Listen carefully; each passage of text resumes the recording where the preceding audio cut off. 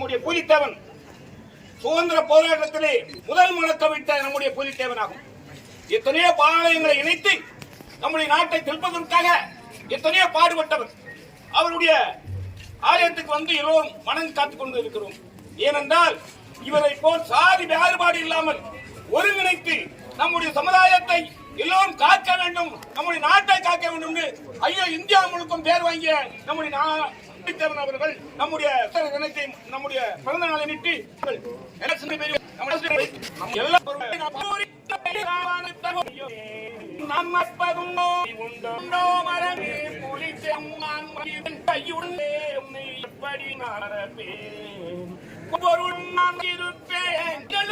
நான் மறந்திருப்பேன், இகழும் புகழும் நான் மறந்திருப்பேன், நித்திய நதியும் நானும் நான் மறந்திருப்பேன், ஏந்திய உனை நான் மறந்தால்